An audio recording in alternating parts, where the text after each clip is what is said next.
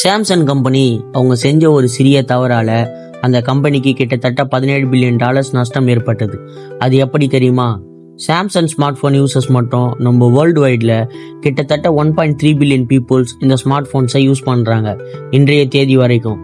இந்த அளவுக்கு Samsung company grow ஆக காரணம் மக்கள் மனசுல சாம்சங்னாலே ஒரு பிராண்ட் குவாலிட்டி அண்ட் ஃபோன் பார்க்கவே ஒரு ப்ரீமியம் செக்மெண்டா இருக்கும் மற்றும் எல்லாரும் வாங்கக்கூடிய விலையில் ப்ரைஸும் அஃபோர்டபுளா இருக்கும். அப்படிப்பட்ட சாம்சங் கம்பெனி 2016 அவங்களோட ஃபேமஸ் செக்மெண்ட் ஃபோன் மாடலான சாம்சங் கேலக்ஸி நோட் 7 மொபைலை லான்ச் பண்றாங்க. அதில் ஹியூஜ் பேட்டரி, அமேசிங் ஃபியூச்சர்ஸ் மற்றும் ஒரு மிக பவர்ஃபுல் ஃபோனா லான்ச் பண்றாங்க. இது லான்ச் பண்ண புதுசுல மக்கள் எல்லாரும் ஒரு எக்ஸைட்மெண்ட்டோட வாங்க தொடங்குறாங்க. ஆனா பயங்கரமான ஒன்றை கவனிக்கும் வரை இந்த மொபைல் போனை யூஸ் பண்ணும்போதும் சரி, சார்ஜ் போடும்போதுன்னு ஓவர் ஹீட்டிங் ப்ராப்ளம்ஸ் ஏற்பட்டது. இதனால இந்த மொபைல்ல இருந்து புகை வர ஆரம்பிச்சது. ஒரு சில போன் தீப்பிடித்து எரிந்தன. கார், பெட்ரூம்ஸ், ஏன் விமானங்கள்ல கூட யூஸ் பண்ணும்போது இந்த ப்ராப்ளம்ஸ் ஏற்பட்டது. முதல்ல சாம்சங் கம்பெனி இது சிறிய ப்ராப்ளம்னு நினைத்தது.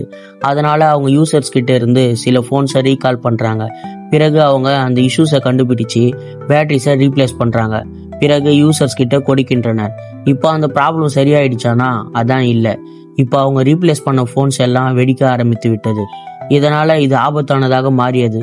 இதனால சாம்சங் கேலக்ஸி நோட் 7 போனை ஏரோப்ளேன்ல எடுத்துட்டு போக கூடாதுன்னு பேன் பண்ணாங்க. இது போல மொபைல் போன்ஸை ஏரோப்ளேன்ல எடுத்துட்டு போக கூடாதுன்னு தடை போட்டதே இல்லை. ஹிஸ்டரியிலேயே இதுதான் முதல் தடவை, ஃபர்ஸ்ட் இன்சிடென்ட். இந்த ப்ராப்ளம் ஏற்பட காரணம் அவங்க யூஸ் பண்ண lithium ion batteries.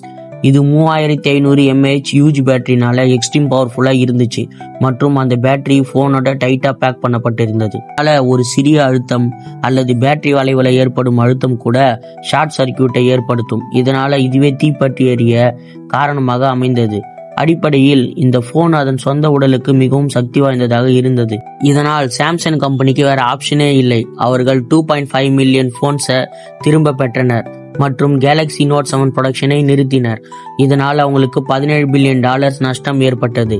One of the most expensive tech disaster ever. Tech உலகிற்கு இது ஒரு பாடமாக அமைந்தது.